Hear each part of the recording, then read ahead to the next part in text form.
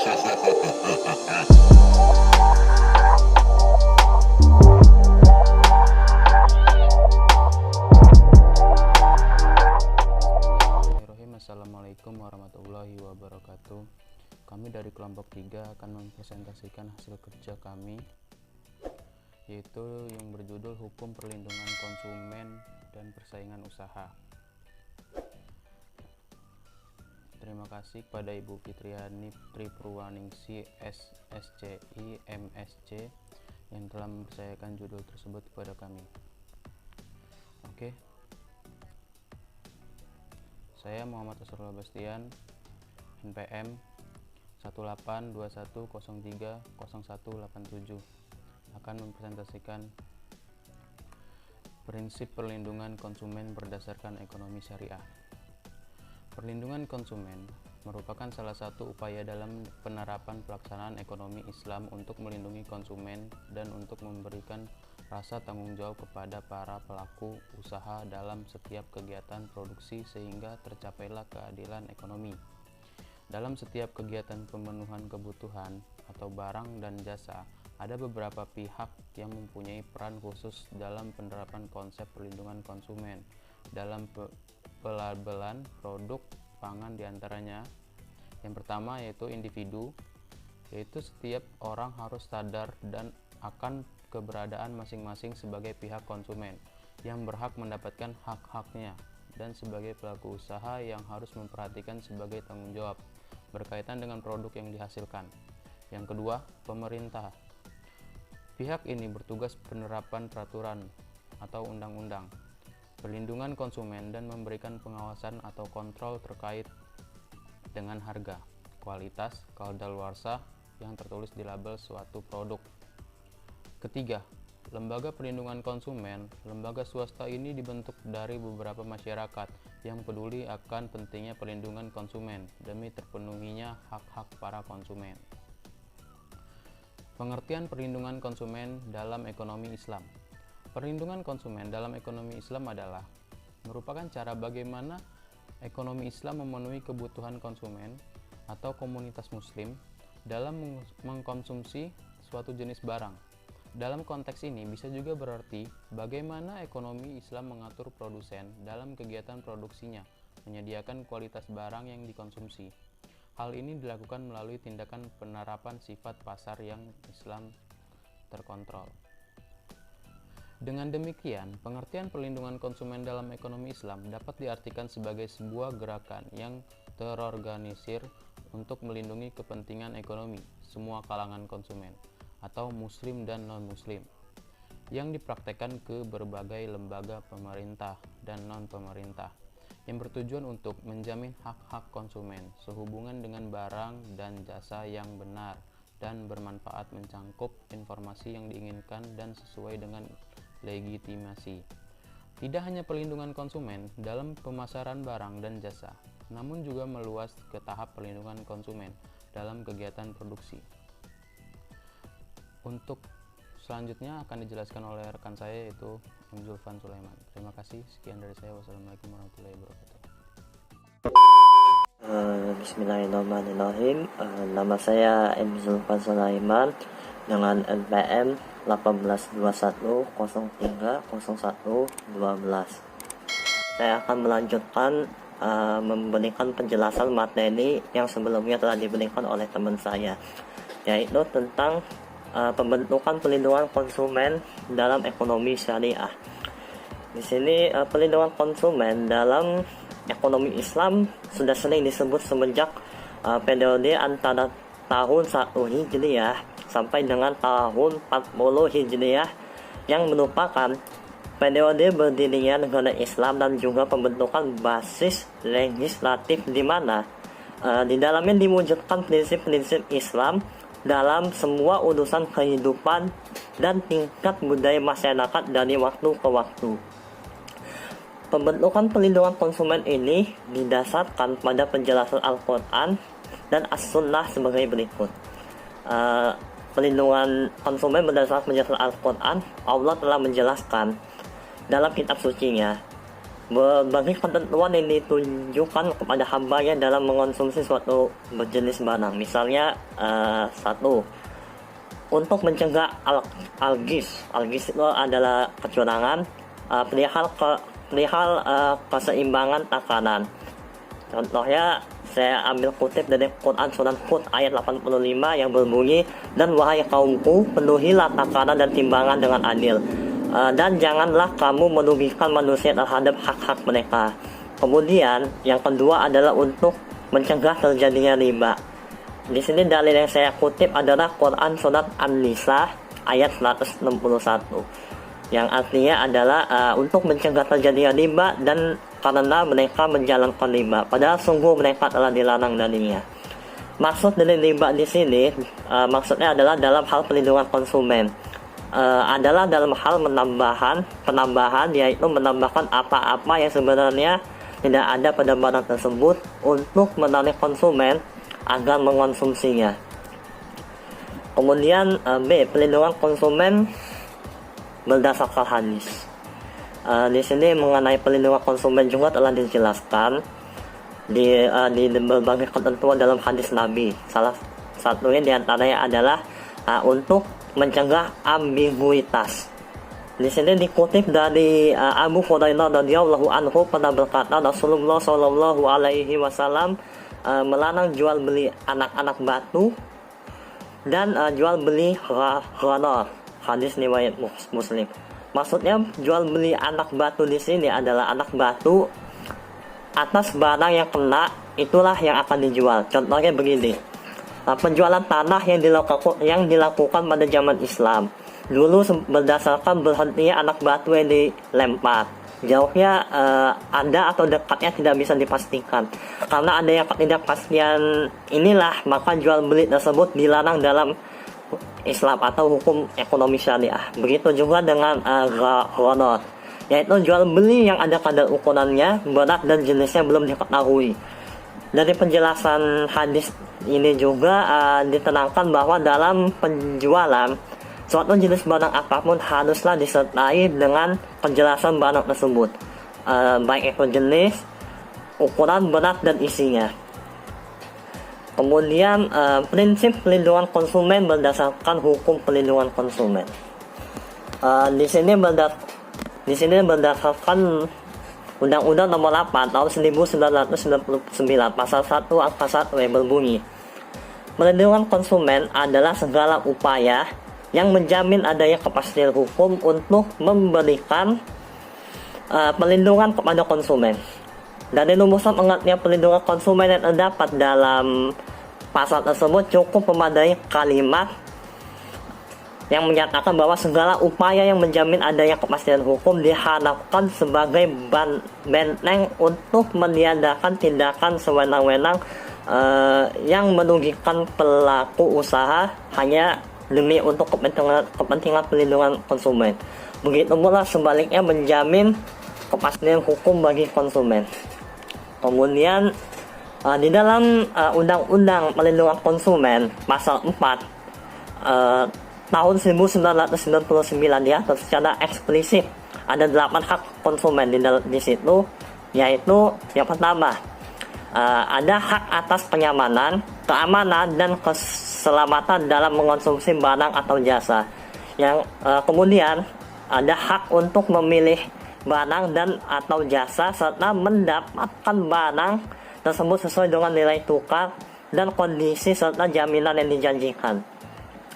Kemudian ada hak atas informasi yang benar, jelas, dan jujur mengenai kondisi dan jaminan barang atau jasa tersebut. Kemudian juga ada hak untuk didengar pendapat dan keluhan atas barang atau jasa yang digunakan. Kemudian ada hak untuk mendapatkan advokasi perlindungan dalam upaya penyelesaian sengketa. Kemudian ada juga hak untuk pembinaan dan pendidikan konsumen. Kemudian ada hak untuk diperlakukan atau dilayani secara benar dan jujur serta tidak diskriminatif. Kemudian ada hak untuk mendapatkan kompensasi, ganti kerugian atau penggantian apabila barang atau jasa yang diterima tidak sesuai dengan perjanjian atau tidak sebagaimana mestinya. Dan kemudian yang terakhir, ada hak-hak yang diatur dalam ketentuan peraturan perundang-undangan lainnya. Baiklah, untuk materi selanjutnya akan dibacakan oleh rekan saya yang berikutnya. Terima kasih. Assalamualaikum warahmatullahi wabarakatuh. Perkenalkan, nama saya Melen Basuri MS, NPM 1821030151, kelas Muamalah B semester 5. Pertama-tama saya ingin menjelaskan A. Victor always reinforces the concept. Di dalam penjelasan pasal 4 huruf G disebutkan bahwa hak untuk diperlakukan atau dilayani secara benar dan jujur serta tidak diskriminatif berdasarkan suku, agama, budaya, daerah, pendidikan, kaya, miskin, dan status sosial lainnya kaitannya dengan hak untuk mendapatkan kompensasi ganti rugi.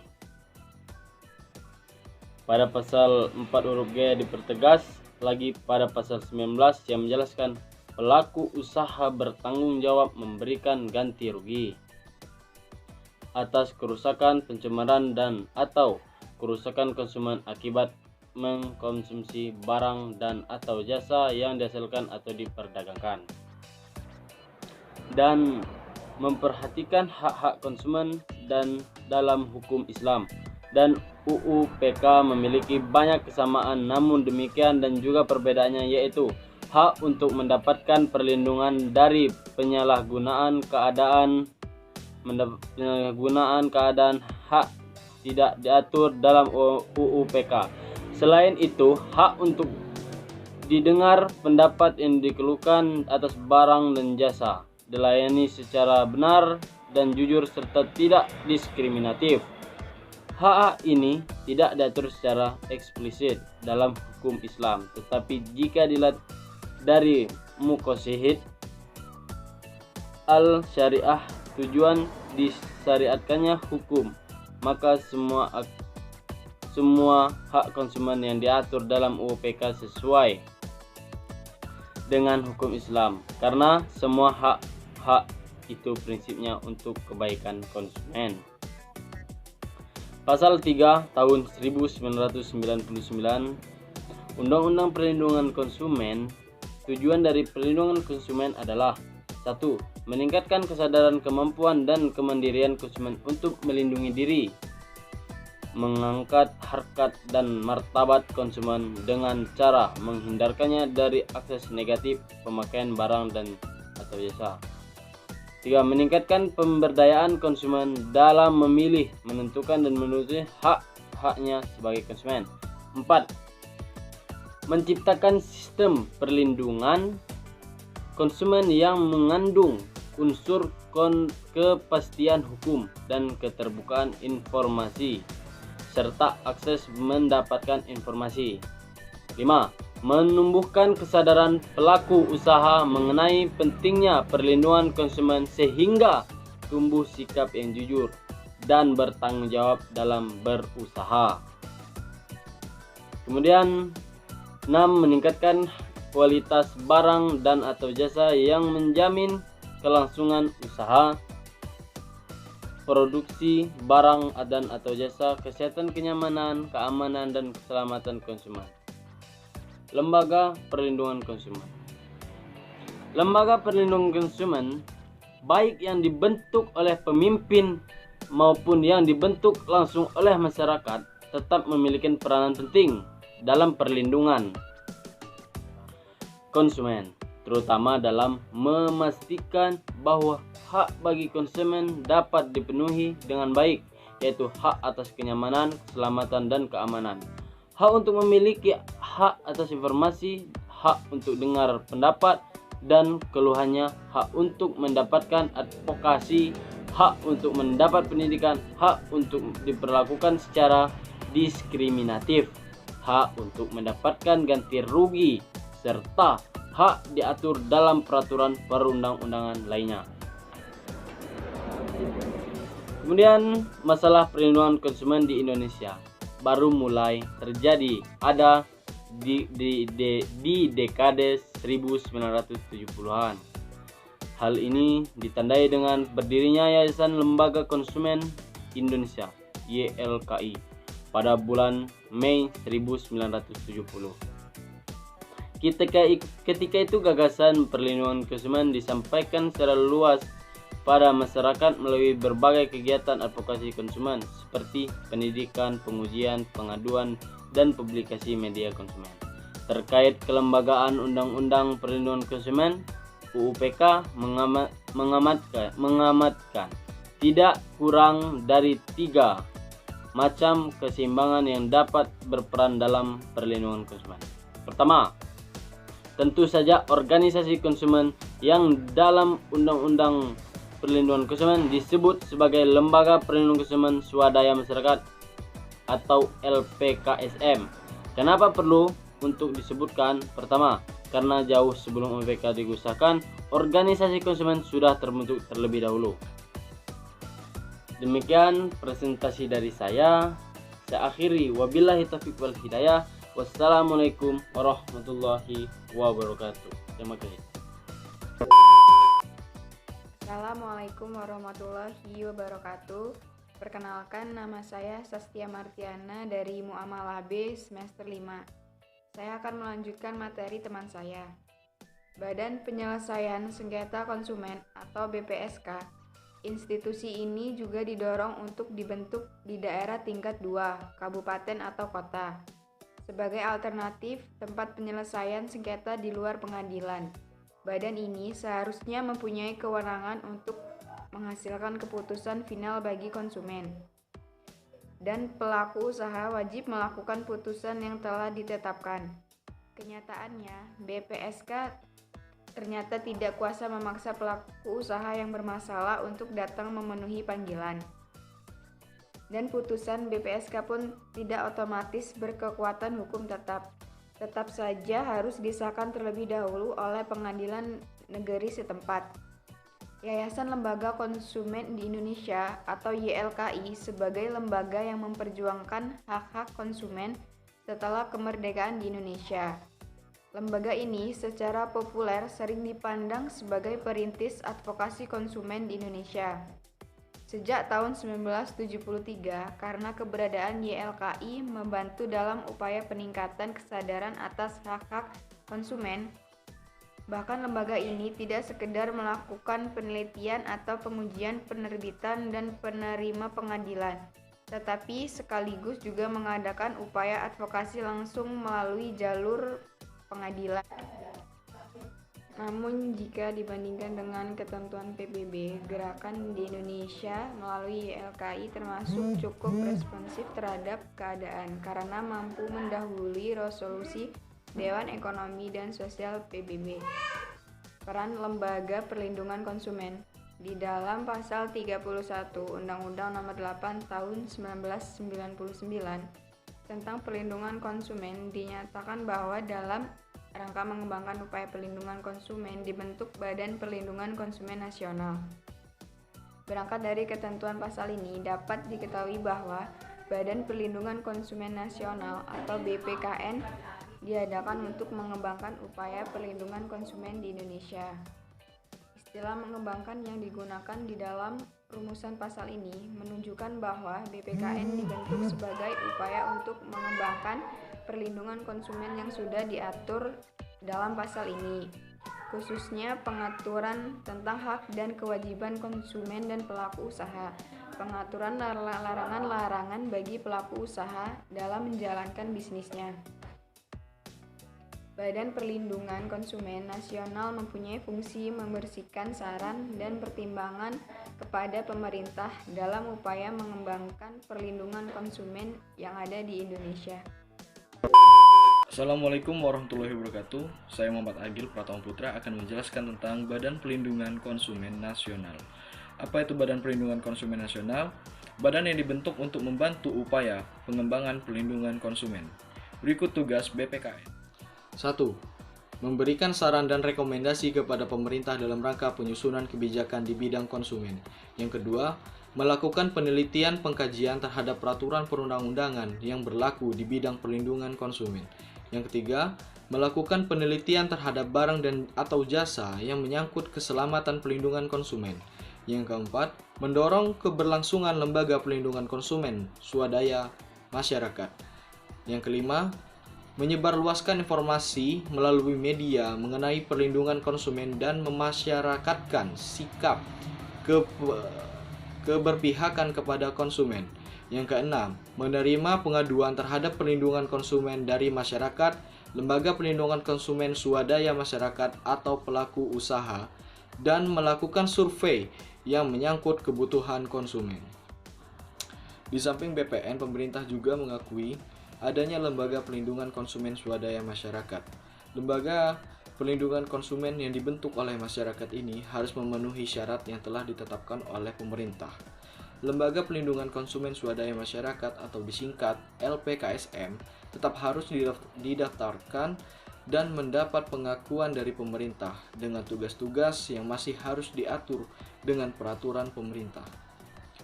Lembaga Pelindungan Konsumen Swadaya Masyarakat atau LPKSM memiliki kesempatan untuk berperan aktif dalam mewujudkan perlindungan konsumen. Kehadiran LPKSM dalam suatu negara sangat penting untuk memberikan perlindungan terhadap konsumen.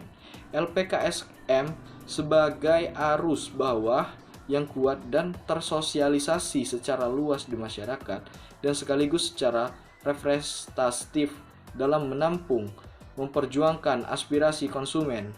Arus bawah tersebut dalam Undang-Undang Perlindungan Konsumen diperankan oleh Yayasan Lembaga Perlindungan Konsumen Indonesia atau YLKI. Sebaiknya BPN, BPKN sebagian arus atas memiliki kekuasaan yang secara khusus diberikan undang-undang untuk mengurusi perlindungan konsumen. Berikut tugas LPKSM meliputi yang pertama, menyebarkan informasi dalam rangka meningkatkan kesadaran atas hak dan kewajiban dan kehati-hatian konsumen dalam mengkonsumsi barang dan jasa. Yang kedua, memberikan nasihat kepada konsumen yang memerlukannya. Yang ketiga, bekerja sama dengan instansi terkait dalam upaya mewujudkan perlindungan konsumen. Yang keempat, membentuk konsumen dalam memperjuangkan haknya termasuk menerima keluhan atau pengaduan konsumen. Yang kelima, melakukan pengawasan bersama pemerintah dan masyarakat terhadap pelaksanaan perlindungan konsumen. Sekian dari saya. Wassalamualaikum warahmatullahi wabarakatuh.